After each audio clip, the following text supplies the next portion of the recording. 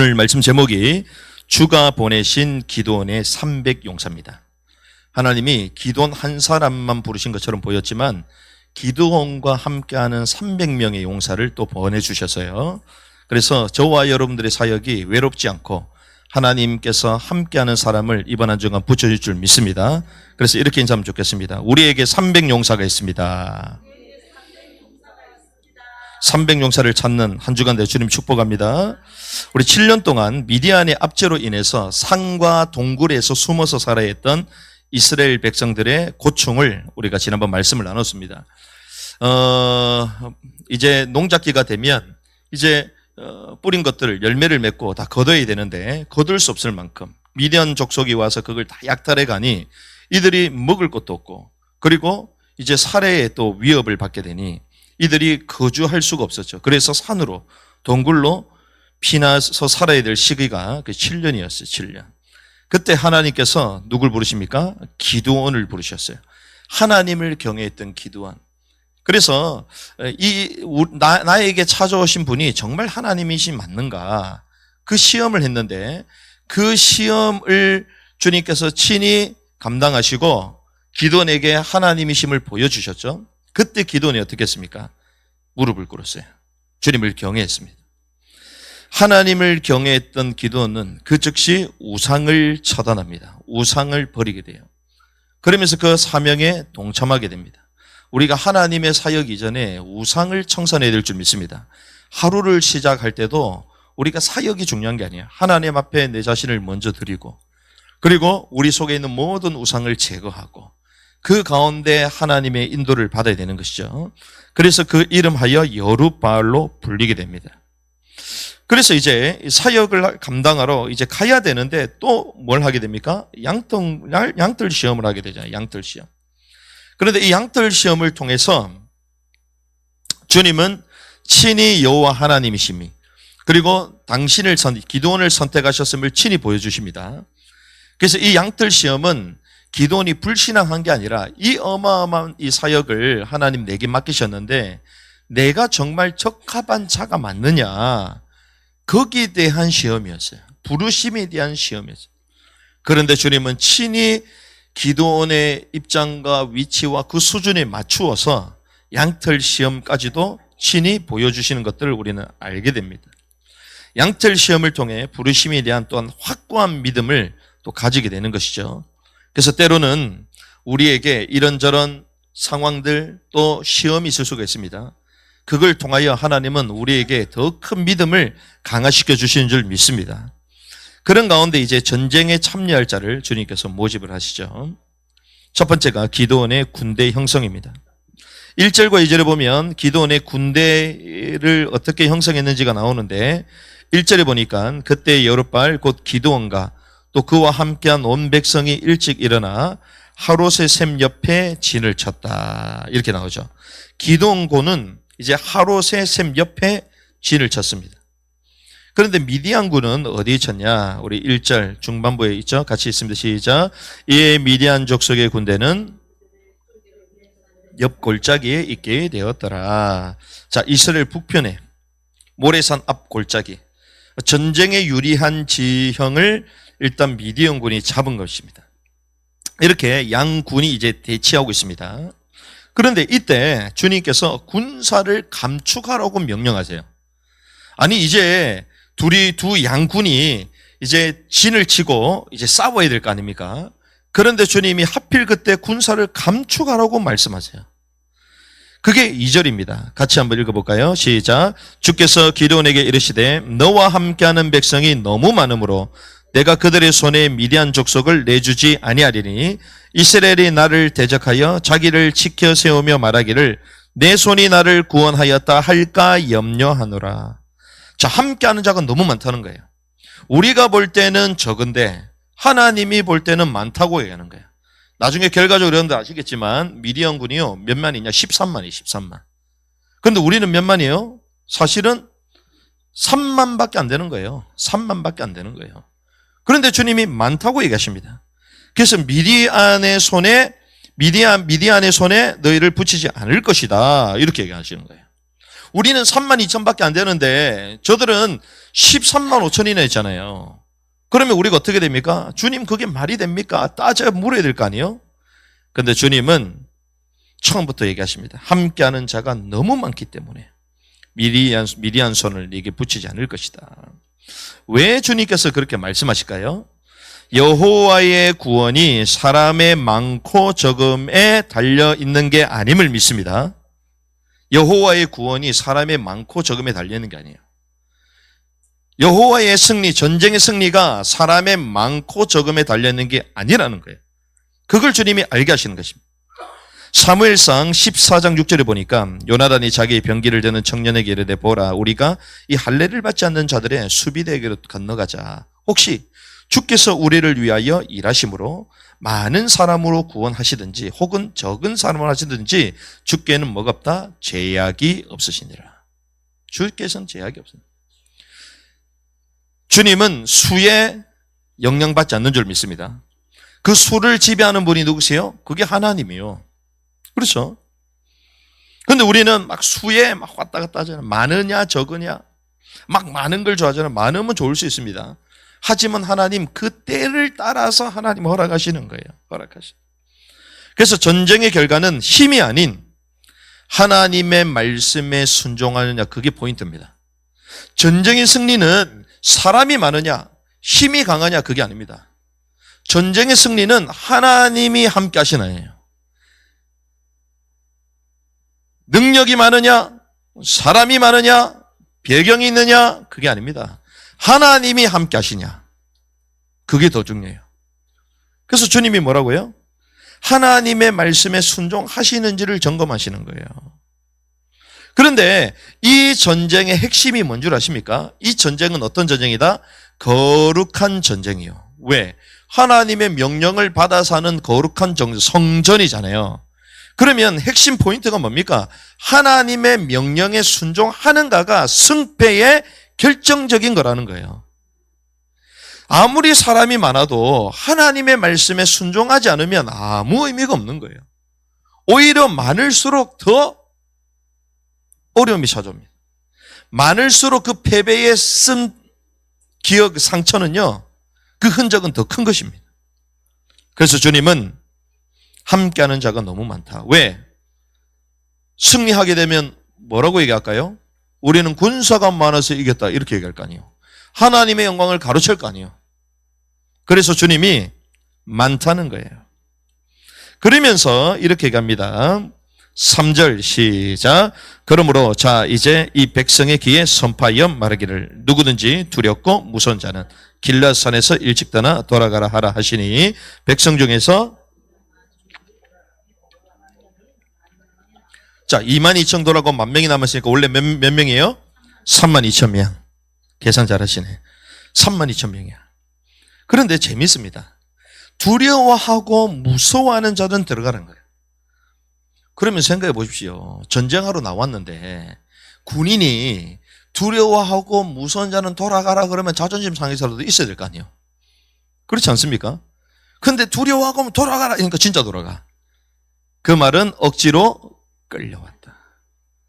진짜 하나님이 함께 하신다는 믿음이 없었던 사람들. 그런 사람들 데리고 하나님의 사역을 할 수 있을까요? 못합니다. 그러니 주님이 아셨어요? 모르셨어요? 아신 거예요. 돌아가라는 거예요. 그래서 수에 영향받지 않길 바랍니다. 우리는 계속 막 수만 보면 낙심이 되고 저는 낙심 안 하거든요. 왜? 우리는요 우리 자신을 늘 과대평가해. 과대평가. 우리는 막 큰 사람이 올 것처럼 생각하잖아요. 우리가 큰 사람이 먼저 돼야 될 줄 믿습니다. 우리가 큰 사람이 되고 어떤 사람은요 이게 좋다 저게 좋다 막 치장하고 막 좋은 차 타고 다니고 하잖아요. 저는 볼 때 불쌍해. 왠 줄 아십니까? 내가 내 자신이 하나님의 자녀여 주님 주신 그 복음의 완전한 그 은혜 가운데 있지 않으면 다른 게 크게 보이는 거예요. 그게 부러워 보이는 거예요. 그러니 막 다른 걸로 막 메꿔야 되는 거야. 메꿔야 되는 거예요. 그리스도 한 분만으로 만족해야 될 줄 믿습니다. 그리스도가 최상이요. 그리스도를 아는 지식이 최고 지식이에요. 죄송합니다. 저희가 이 작은 모임처럼 우리가 세미나도 하고 하잖아요. 하나님 보실 땐 가장 기뻐하십니다. 왜? 온전한 진리의 말씀, 이것들을 연구하고 이런저런 말을 들어도 어떻게 하면 하나님의 말씀이 맞는지 그걸 연구하는 사람들이 모인다. 하나님이 얼마나 기뻐하시겠어요. 마치 그렇습니다. 무서워가 두려운 자 가라 하니까요 진짜 가버리네. 이야 진짜 절장군이다. 절장군. 두려워가지고 진짜 도망가버려. 그래 만 명밖에 안 남았어요. 두려움은 무엇입니까? 전군의 군사의 사기를 떨어뜨릴 수 있는 전염병과 같은 거예요. 전염병. 그러니까 가라고. 그런데 이 말씀이 사실은 신명기 20장 8절에 나와 있습니다. 또 관리들은 더 나아가 백성에게 말하여 이르기를 두려워서 낙심하는 자가 있느냐? 그는 가서 또 자기 집으로 돌아갈지니 그의 형제들의 마음도 그의 마음과 같이 약해질까 염려하느라 하라. 무슨 말입니까? 두려워하는 자의 그 마음이 형제에게 전달된다는 거예요. 똑같이 전달되는 거예요. 그래서 여러분들이 두려워하는 자, 낙심하는 자, 불신하는 자 옆에 있지 않기를 바랍니다. 그 같이 있으면 나도 모르게 영향을 받아. 그럼 부득불 같이 있어야 된다.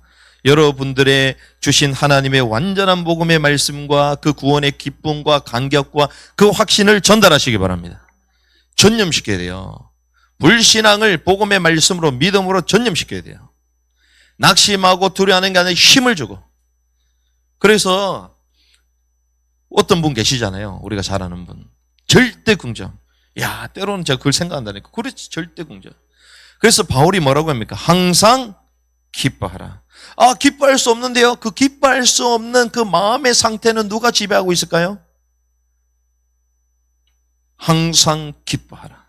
십자가를 지러 가야 되는데 그 가룟 유다가 그 제자가 나를 배신하는 그 죽음의 입맞춤, 그 가식적인 그 입맞춤을 하러 내게 다가올 건데, 근데 주님은 어떻게 하십니까?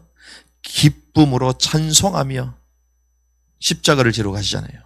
겟세마네 동산을 빠져나오십니다. 그때 그 제사장들의 그 무리, 그 군인들과 그 배신자 유다를 만나잖아요. 그 유다가 어떻게 합니까? 랍비여, 선생님이여, 기속말을 하면서 입맞추잖아요. 그게 죽음의, 멸망의, 배신의 입맞춤이거든. 그럼 우리 같았으면 어떻게 할까요? 야, 이 더러운 새끼야, 이럴 거 아니야. 야, 이 이놈아. 그럴 거 아니요. 근데 주님은 어떻게 하십니까? 친구야. 친구야. 그게 뭐가 된 겁니까? 혼의 구원. 겟세마네 동산에서 완전한 혼이 깨져서 영이 흘러나온 예수님의 모습을 친히 볼 수 있는 거예요. 그게 이번 주 금요일 날 메시지야. 흐리게 나와서 여러분들 잘 집중 안 되고 있는 그 메시지요. 그래서 주님이 왜 그렇게 하셨습니까? 그렇게 해야지만 말씀을 이룰 수 있기 때문에. 십자가를 지고 온 인류로 그 말씀을 이루실 수 있기 때문에 주님이 혼을 깨는 그 기도를 통하여, 겟세마네 그 기도를 통하여 영이 흘러나온 상태로 그를 맞이한 거예요. 우리가요, 불신앙 가운데, 낙심 가운데 잊지 말아야 될 줄 믿습니다. 항상 기뻐하라, 쉬지 말고 기도하라, 범사에 감사하라. 이는 너희를 향한 하나님의 뜻이니라.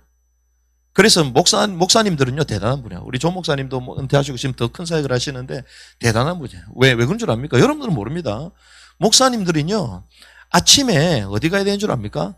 아침에 아이들이 응행하게 태어났다. 기뻐가지고 아이들 막 졸달지도 해줘야 되고, 그리고 막 신방도 기쁨으로 해주고, 개업했다고 막 축복해주고 하잖아요. 그러다가 조금 있다가 몇 시간 후에는 장례식장 가야 돼. 그래가지고 또 막 슬픔을 끼면서 또 위로해주고, 이게 사람의 생사가 왔다 가는 그 현장 가가지고 예배도 하고 위로도 하고 때로는 웃어줘요. 그게 목사요.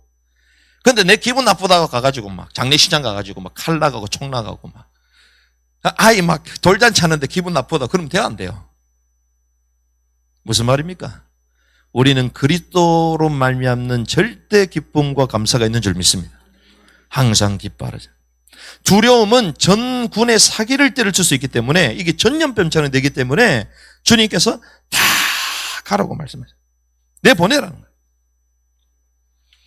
그래서 내보냈습니다. 그래서 몇 명 남았어요? 10,000명. 그러면 이제 본격적으로 싸워야 될 거 아니에요. 그래도 13만 대 만이면 13대 1, 10세인데 싸워야 될 거 아니에요?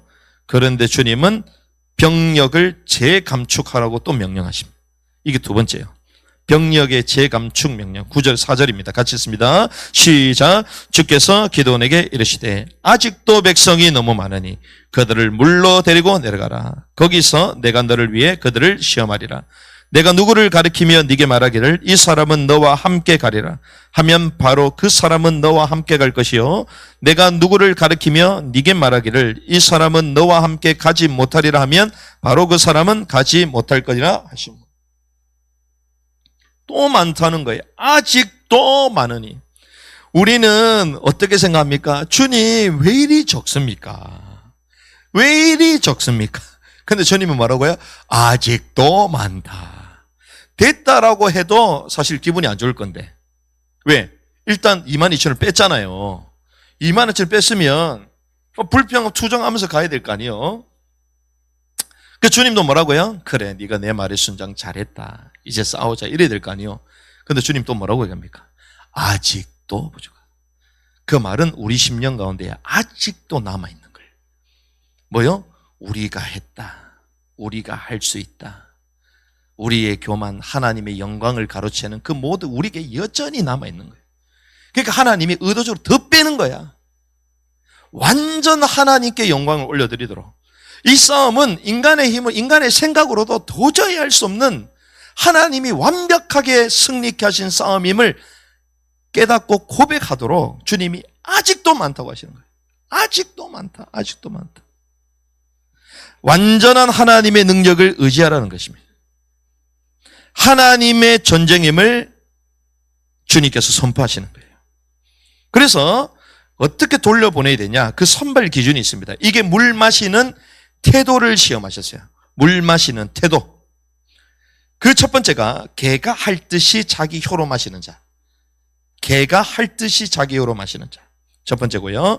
두 번째는 무릎을 꿇고 마시는 자가 있습니다. 무릎을 꿇고 마시는. 자, 개가 할 듯이 자기 혀로 마시는 자는 300명이요.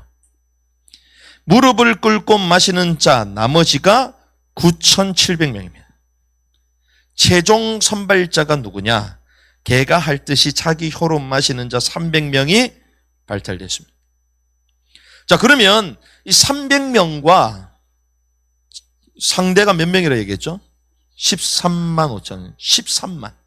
그럼 몇 대 몇입니까? 우리가 잘 아는 이 대한민국 공산화 될 수 있었는데 하나님의 은혜로 역전하여 이 남한 땅이라도 보존하게 됐잖아요. 그래서 주 예수 그리스도를 믿는 나라로, 예수교의 나라로 세계 10대 강국 안에 드는 한미동맹, 기독교 입국론, 자유민주주의, 자유시장경제, 이걸 통하여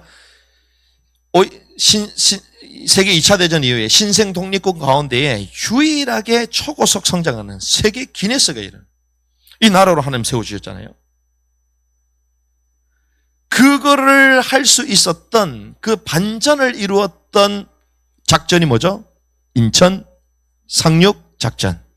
몇 부분 퍼센트가 어떻게 됩니까? 승리 확률이 5,000분의 1. 그런데 그 인천 상륙 작전이 대단한 게 아니에요. 더 대단한 게 뭔지 압니까? 바로 여기서 나와요. 300명 가지고 13만 5천을 이긴다? 4,500대 1입니다. 4,500대. 군사의 수만 4,500대 1이요. 군사의 수만. 인천 상륙 작전은 승리할 확률이 5,000분의 1이었지 군사와 병력은 우리 더 많았어. 나중에는. 그렇지 않아요? 어마어마한 최신 장비를 가지고 들어온 거잖아요. 초유의 수입니다. 왜 그랬습니까? 왜 그랬을까요? 왜 9,700명을 내보내고 주님 300명만 선택하셨을까요? 그것은 이 9,700명은 갈증을 채우는 데만 급급했던 사람들이에요. 무슨 말입니까? 본능에 충실한 사람들이었어요. 본능적으로 행동이 먼저 나오는 사람들이었습니다. 그러니 갈급하니까 갈증이 나니까 어떻게 해요? 무릎을 꿇고 다 마시는 거예요. 군인이 무릎을 꿇으면 돼요, 안 돼요? 안 됩니다. 무릎을 꿇고 마시면 돼요, 안 돼요? 안 됩니다. 그거부터 죽는 거예요. 죽는 겁니다. 군인은요, 물도 함부로 마시면 안 됩니다. 군인은요, 전투화도 벗으면 안 돼요. 군인은요, 걸을 때요, 손도 이렇게 펴고 걷지 않습니다. 주먹을 딱 쥐고 배요. 늘 힘을, 긴장감을 딱 가지고. 우리가 전쟁 터지면요, 군복 벗고 자지 않습니다. 왜 내무반에 가면 관물대 정리를 하라고 하는 줄 아십니까? 전쟁 터질 때 가지고 바로 나와야 돼. 그 관물대 그 정리도 그냥 하는 게 아니에요. 순서가 다 있어요. 순서가 다 있어. 여기는 뭘 놔두고, 세면백은 어디 놔두고, 그리고 런닝은 어디 놔두고, 전투복은 어디, 체육복은 그 위치 순서가 다 있어요. 요즘은 이제 각 잡지 않잖아요. 우리 목사님 때는 이제 각을 잡았을 건데, 요즘은 각 안 잡잖아요. 그냥 막 걸어놓잖아. 엄청 좋아진 거지. 옷걸이가 어디 있어? 전쟁할 때 뭐 옷걸이 넣고 갑니까? 그 정도로 군대가 사실 해이해진 거예요. 옷걸이도 없어요. 다 각을 딱 만들어가지고요. 순서대로. 그래서 밤에 암전돼 있잖아요. 소등 상태잖아요. 손을 딱 넣어도 다 만져보면 어디에 뭐가 있는지 다 알아야 돼. 그겁니다. 그런데요, 물 마신다고 무릎을 꿇고 마신다? 일단 본능적으로 이 말은 군사임을 잃었다는 거예요. 지금 어떤 시간 편지를 잃은 사람들이야. 긴장감을 상실했습니다. 부주의하는 사람이에요. 무절제의 태도를 그냥 막 드러내는 것입니다. 그러니 주님이 그를 돌려보내는 300명은 어떤 사람입니까? 투철한 군인 정신. 이 사람이 개갈 때 자기 여로 마셨다. 이 말은 물을 손에 받아가지고 자기 입에 대고 개처럼 훑어 마신 거죠. 마신 거를 말하는 거예요. 군인의 정신과 자세가 그대로 살아있는, 그리고 경계하면서 그걸 마신 거예요. 이 9,700명 어떻습니까? 막 정신을 허겁지겁 먹었겠지. 군인들이요, 군인들 옷에, 죄송합니다, 흙 같은 모래가 있잖아요. 그 그대로 놔둘까요? 바로 기압이요. 왜 그걸 기압 주죠? 전투화 신고 가는데 소리 막 쩍쩍쩍 끓고 소리가 나. 그렇게 하면 뭐, 뒤통수 바로 하이번 날라옵니다. 왜 그런 줄 압니까? 폐장병.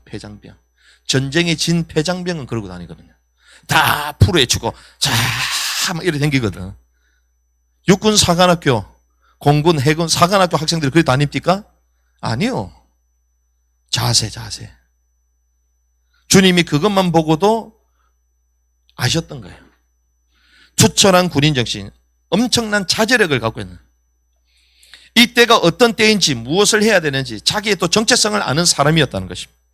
그래서 임박한 전쟁에 적합한 소수의 용사들을 주님께서 부르시기는. 왜? 전쟁이 임박했거든요. 어떤 의미에서는 시간이 많으면 군인들을 불러놓고 제식부터 해서 다 훈련을 시키면 됩니다. 그런데 지금은 그게 아니에요. 당장 전쟁을 치러야 되잖아요. 그러니 뭐가 준비되어 있어야 된다? 이미 자세가 준비되어 있어야 되는 거야. 이미 정신과 자세가 준비되어 있어야 된다는, 그런 사람들만 하나님이 부르신 거예요. 그 외에는 돌려보낸 것입니다. 그래서 처음에 22,000명을 돌려보내시고, 나중에는 9,700명을 보내시고, 마지막 몇 명 남았다? 300명만 남은 거예요. 이게 하나님의 역설적인 선택인 거예요. 마지막 결론을 나누겠습니다. 우리가 볼 때 300명은 어떤 수입니까? 적은 수입니다. 하지만 적은 수처럼 보였지만 하나님은 어떤 사람을 보내셨다? 태도와 자세가 갖춰진 용맹한 사람을 부르셨어요. 저와 여러분들이 자세와 태도가 준비된 용맹한 사람으로 주님이 우리를 불러주신 줄 믿습니다. 왜 그렇습니까? 임박한 시대이기 때문에. 임박한 시대일수록 많은 사람이 필요하지 않습니다. 7교회, 초대 계시록의 7교회, 주님이 적은 능력을 가지고도 그 교회 그 성도들이 영적인 기본기와 자세가 준비된 딱 사람들이야. 많은 사람이에요. 많으면 어떻게 됩니까? 세각이 들어요. 겨자씨 비유 아시잖아요. 우리 여러분들 다 아시잖아요. 히브리서 보면 재미난 얘기가 있습니다. 지난주 오후 예배 때 나눈 거예요. 이거는 녹화가 안 되어 있습니다. 지난주에 히브리서에 보니까 6장에 보니까 뭐라고 나와 있냐? 우리의 이 작은 겨자씨는 뭐가 돼야 되냐? 나물이 돼야 된다고 해요. 나물이 돼야 된대요. 그 나물이 되면 저와 여러분들 식탁에 뭘 먹어요? 나물. 건강 생각하는 사람일수록 뭘 먹어요? 나물. 나물을 먹고 우리에게 뭘 주는 거예요? 생명을 주는 거예요. 유지케 하는 거예요. 그런데 하나님의 왕국을 거부하고 잘못된 확장, 그 비유 나오잖아요. 그게 뭔 줄 압니까? 겨자씨가 거대하게 나무가 돼버려요. 공중에 뭐가? 새가 깃들. 그게 가톨릭 천주교를 말하는 거잖아요. 지금 교회 내에서도 그걸 따라갑니다. 교회는 그래서 거대함을 추구하는 곳이 아니에요. 교회는 거룩함과 나물이 되는 것입니다. 사람에게 그래 자양분이 되고 생명을 유지케 하는 거예요.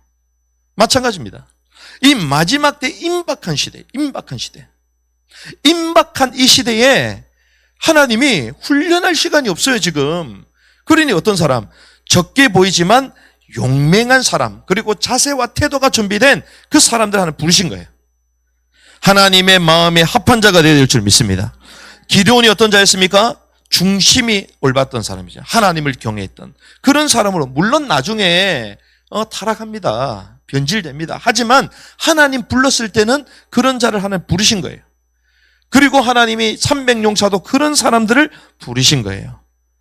그래서 우리가 물 먹는 태도의 이 시험을 통하여 두 번째 우리가 알 수 있는 게 있습니다. 우리 삶에 갖춰져야 될 태도를 하나님 얘기하십니다. 물 먹는 태도이죠.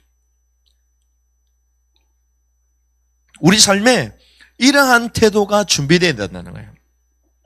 그래서 주로 이런 태도는 언제 형성되냐? 가정에서 어렸을 때부터 시작됩니다. 가정에서. 그리고 때로는 이제 교육을 통해서, 그 때로는 이제 기관을 통해서, 훈련 기관을 통해서. 우리 교회가 하나의 가정이면서도 사실은 기관이잖아요, 기관. 또 여기서 이제 교육을 받는 거잖아요.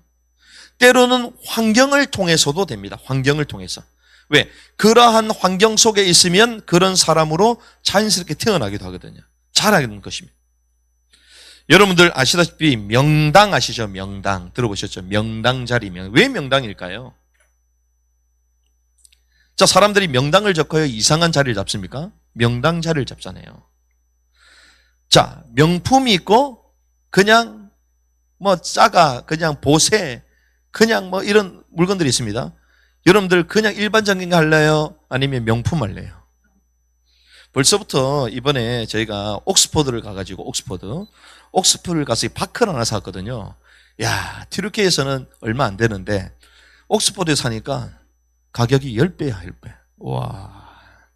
그런데 옥스퍼드 가서 여러분 한번 사올래요? 그거 하나 사올래요? 그래서 제가 딱 놔뒀거든요. 와, 그러니 눈이 계속 어디로 가게 돼? 그 옥스퍼드에 산 거 그 눈으로 가겠어. 사람이 그렇습니다. 왜 명품일까요? 명문 들어보셨습니까? 명문. 그냥 일반적인 학교 보내면 되지. 왜 명문에 보내려고 그럴까요? 왜 거기에 열광할까요? 그것은 과거를 통하여 수많은 사람들의 검증이 이미 끝났다는 거예요. 끝났다. 그래서 명당 자리, 명품, 그리고 명문, 여기에 열광하는 것입니다. 이미 끝났고 오랜 세월 동안 인정되고 보증됐다는 거예요. 보증. 그러니까 내가 점검할 필요 있어 없어요? 없어요. 그렇죠? 명문에 그래 보내는 거야. 명문 학교에 보내는 거예요. 그리고 명당 자리 그냥 가는 거예요. 찾는 것입니다. 그리고 명품 그냥 사는 거예요. 왜? 명품 그냥 살 수 있는 게 아닙니다. 명품 차, 몇 억짜리 이런 거 있잖아요. 돈 있다고 사는 게 아니에요. 신용이 돼야지 살 수 있습니다. 그 개인과 그 가정 다 조세해요. 물건, 명품 가방도 그냥 못 삽니다, 여러분들. 아, 내가 돈 있는데 명품 사보자. 그 대부분 가짜입니다, 가짜. 살 수 있다는.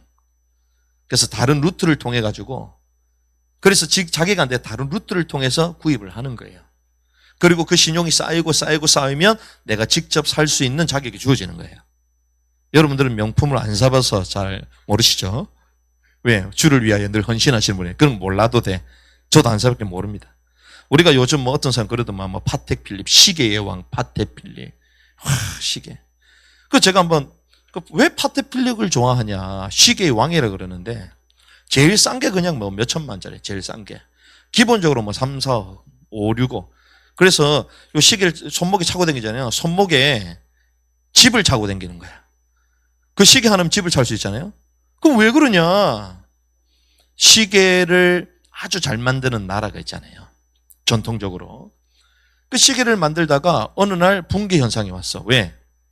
우리가 잘 아는 이 아시아의 일본 이런 나라들이요. 모든 사람들, 대중들이 살 수 있는 시계를 만들어버린 거야. 예전에는 시계가 어땠습니까? 귀족들 옆에 막 주머니 넣고 다녔잖아요. 세계 1차 대전 이제 막 넣고 다녔잖아요. 그러다가 보편화될 수 있는 진공관으로 돌아가는 이 시계. 누구든지 살 수 있는 배터리 하나만 돌아가는 이 시계가 만들어진 거예요. 그러면 시계가 대중화되니까 시계값이 싸지잖아요. 그때 장인 정신을 가지고 아니다. 우리는 시계를 만드는 게 아니다. 우리는 예술품을 만든다. 그렇게 해서 배터리를 넣지 않고 자동적으로 돌아가는 시계가 파텍 필립과 같은 시계들이요. 배터리가 없어요. 여러분들 배터리는 데 생각하잖아요. 생각해보세요. 배터리를 안 넣고 어떻게 돌아갈까요? 배터리 안 넣고 어떻게 돌아가? 1분 1초. 뭐 윤달 갈려있는 거 날짜 전부 다 압니다. 대단하죠. 그러면서 거기에 태엽이 돌아가는 것도 다 보여줘. 그것만 보고 있어도 인간의 모든 집대성한 기술이 거기 다 보이는 거예요. 그러니 돈 있는 사람이 그걸 갖고 싶어하는 하나의 예술품이지. 인간의 모든 지식이 축적되어 있는. 그 시계 매니아들은 그걸 한다는 거예요. 왜 명당, 명품, 명문에 열광하느냐. 일단 그거는요, 우리의 실력, 미래, 신용, 모든 게 다 담겨 있는 거예요. 왜 하필 목사님이 명품 이런 거 거리 먼 사람이 왜 아침부터 저 얘기 하시냐. 오늘 메시지를 자세히 보면요, 하나님이 단순히 300명을 불렀다 이게 아니라 이 포인트는 하나님이 어떤 자를 선택하시고 또 고르고 골랐냐 이건데, 그 고르는 그 기준이 무엇이었어요? 물 먹는 태도가 포인트입니다. 태도.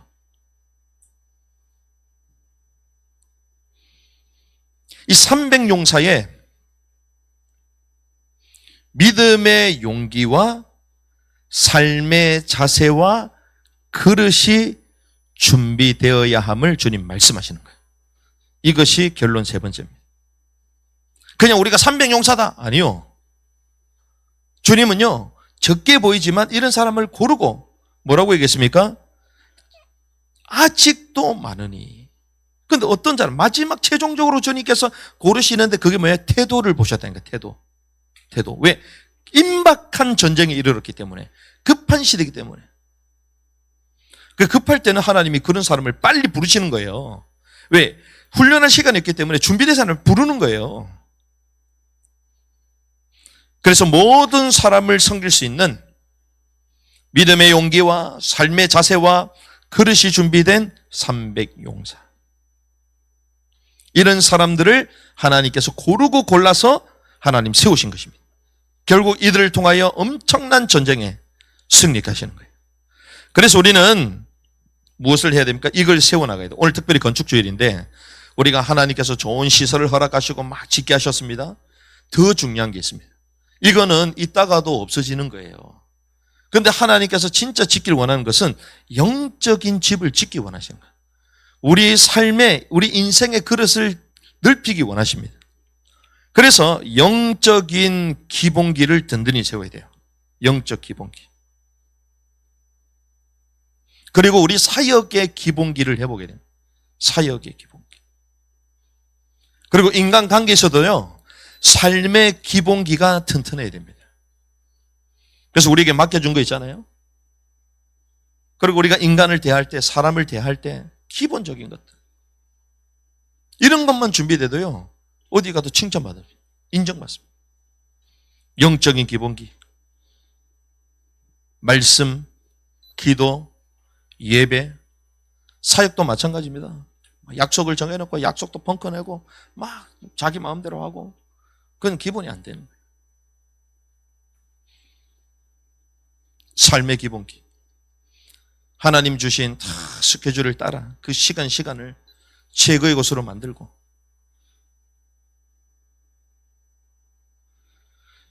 그래서 하나님이 단순히 300명 갖고 역사를 이뤘구나, 하나님 그걸 말씀하시는 게 아니에요. 하나님이 어떤 사람 찾으십니까? 영적인 기본기가 준비된 자세와 태도. 그 자세와 태도는 어디서요? 그릇은 생각이거든요. 마음이거든요. 여기서 나오는 거예요.